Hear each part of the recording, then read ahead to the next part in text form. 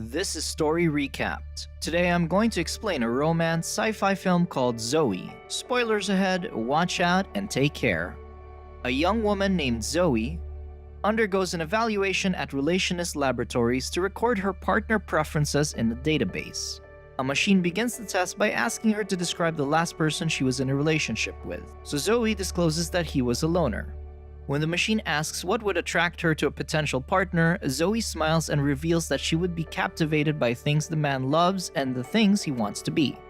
Afterward, the machine asks her if she'd help a loved one end their life. Zoe hesitates to respond, so Cole Ainsley, the company's head designer, offers to leave the room to make her more comfortable. Zoe asks him to stay and responds to the question by saying she's not sure what to do in that situation. Zoe works as a supervisor at the Relationist Lab, which specializes in evaluating compatibility between couples and finding a match for singles. The company has hired Cole to oversee its division that designs synthetic companions for people. While taking a couple on tour at the lab, Zoe assures them that their machine has an accuracy rate in the upper 90s when they evaluate the compatibility between lovers. However, she notes that their future still depends on themselves, not the machines. One night after closing the office, Zoe visits Cole's lab and finds him working on a male synthetic. When she asks if he can talk to the android, Cole notes that he's not quite ready. Cole reveals that he created the synthetic with emotional packets, which are real memories of emotional events. After Cole turns it on, the android starts asking questions about how to move forward from a failed relationship. The android displays genuine sadness as it continues to speak.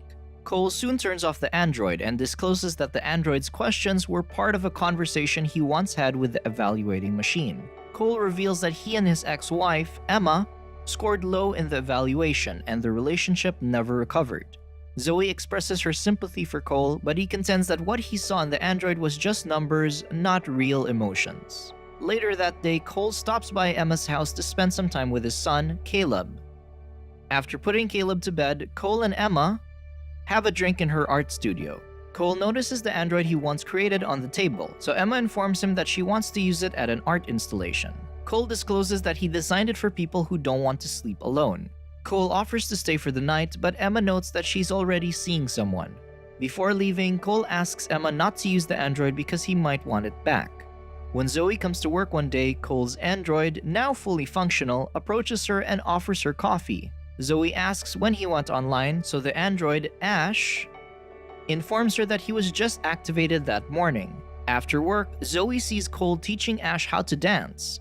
Zoe interrupts the lesson to ask Cole if she can get evaluated by the machine, but before going to the evaluation room, Cole asks Ash to dance with her. During the evaluation, the machine asks Zoe a secret that she wants to keep from her partner. Zoe looks at Cole for a moment before revealing that she used to be heavy and still has trouble with food. Later, Zoe asks the machine to check her compatibility with Cole. She's dismayed to learn that her chance of a successful relationship with him is a flat 0. When she asks why the percentage is low, the machine says there is a fundamental incompatibility. One day, Ash sees Zoe and her coworkers observing an elderly couple dancing in a room. Zoe reveals that they're test subjects for a new medication called benzomorphodone, which the company intends to market as Benasol. She notes that it will trigger the hormones and neurotransmitters to make people feel like they are falling in love for the first time. Ash asks her to take Benasol with him someday and expresses his intention to be in a relationship with her. But Zoe turns him down and asserts that his feelings are just part of his programming. That night, Zoe takes Ash to a bar to train his socialization skills. Cole and his colleague Hideo observe him with fascination as he engages a woman in a conversation. A while later, Zoe leaves Ash on his own and invites Cole to an underground section of the bar, where they find a robot brothel. When an android catches Cole's attention, Zoe tells him that her name is Jules, and she has the most advanced operating system in the brothel. Soon, the designer approaches them and offers to activate other robots because Jules is already booked. Cole notices an android on the floor and asks the designer what she's doing with her. The designer explains that she's about to be deactivated, but she notes that he can spend time with her before she's destroyed. Cole gets upset by what he heard and heads out of the brothel. Zoe apologizes and tells him that she didn't bring him there to see androids get exploited. She then confesses that she checked her compatibility with Cole the other night, but she can't make sense of the low result because of how she feels. Cole takes Zoe to her apartment and tells her that he needs to talk to her about something. Zoe gets confused when he opens the door with his own set of keys. Cole discloses that her apartment belongs to the lab and she's not actually the supervisor at Relationist. He reveals that she was deemed incompatible with Cole because the machine figured out that she was synthetic. Cole stresses that they're conducting a test to find out if people or other androids will be able to tell if she's not human. Cole then advises her to look in her eyes in the mirror to confirm what he's saying. When Zoe realizes that he's telling the truth, she runs out of the apartment and goes to the lab to talk to Ash. After hearing her story, Ash tells her that he's a bit jealous because she lived as a human for a while. Cole soon arrives and apologizes for not telling her sooner. Zoe asks if she was designed to have feelings for him, so Cole explains that it wasn't the case. He notes that she only has tendencies to fall in love like most people. Zoe expresses her dismay that she never actually did the things in her memory, so Cole takes her to the neighborhood implanted in her memory. As she recalls her teenage years, Cole assures her that the memories are real regardless of how she stores them. Afterward, the pair spend some time at the university to talk about what she remembers about school.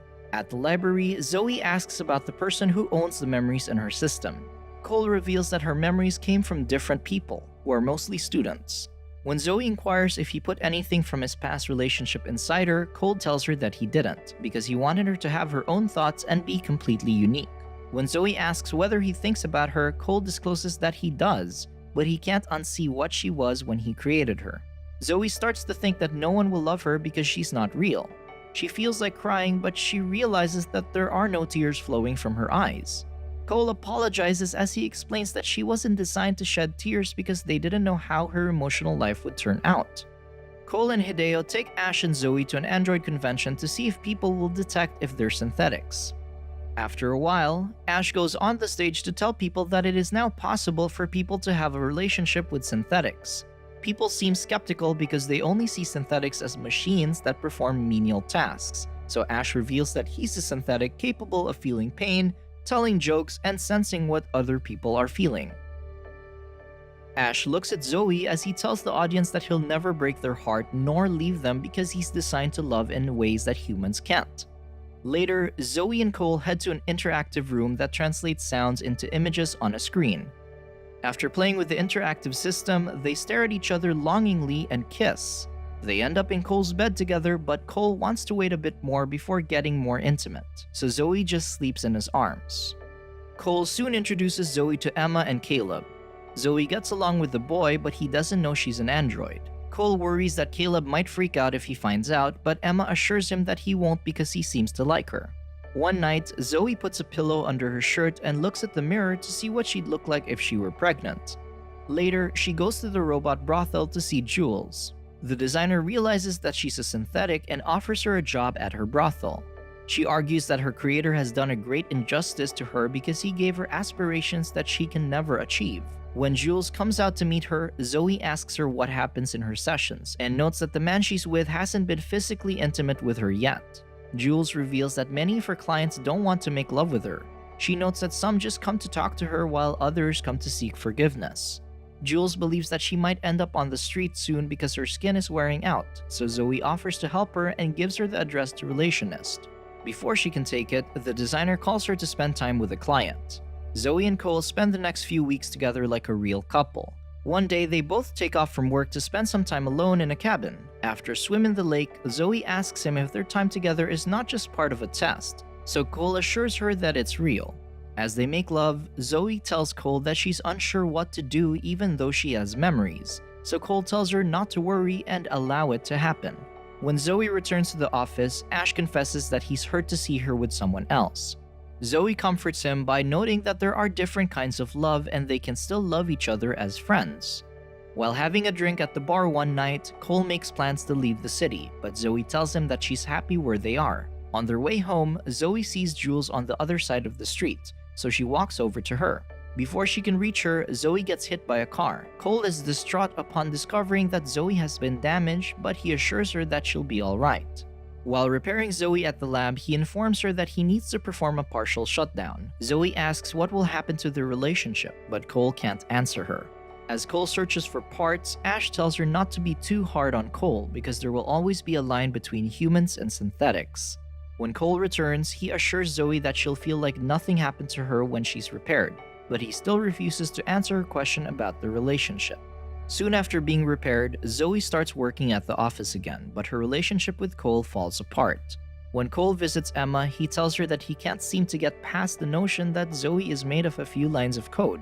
Emma advises him to get over it, but Cole stresses that he doesn't know how because he created her. While Zoe is at a cafe with Ash, she notices a couple who seems totally captivated by each other. Ash informs her that they're strangers who hooked up and took Benasol. Cole soon resigns and returns to the office for the last time to get his things. He tries to talk to Zoe for closure, but she tells him she has already moved on. She asks if it was part of her programming to move on quickly, but Cole assures her that it's not. When Zoe goes to a bar, a man suddenly approaches her and asks her if she's crushing. Zoe doesn't understand the term, so he explains that he thought she's there for a meetup.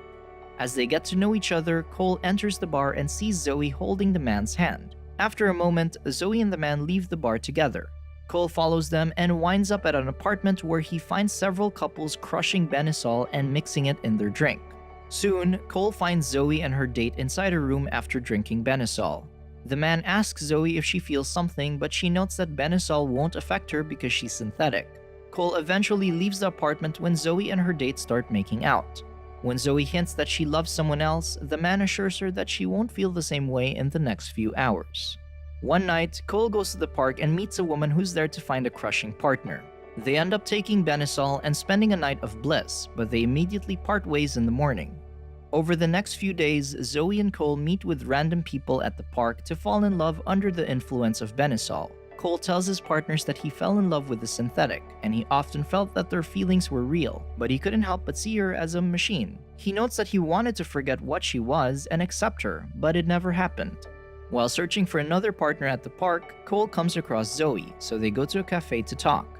When Cole asks her how she's doing, Zoe reveals that she stopped going to the lab. Zoe invites him to try crushing with her, but Cole declines because he can't feel anything anymore without Benasol. Zoe confesses that it doesn't work for her, but she does it because it makes her feel less alone. As soon as Zoe leaves the cafe, Cole stays behind to choke back his tears. One day, Ash sees Cole heading out of the lab after swiping some Benasol, so he warns him that he's not going to find what he's looking for in it. When Zoe visits Ash at the office, he notifies her that he asked the company to shut him down in 37 days because he can never be as human as Zoe, since he knows he's a machine. Later, Zoe looks around the lab and discovers that her company has created more synthetics based on her. Ash reveals that Zoe's newer versions are designed to be more sensitive and deliver more Benasol effect.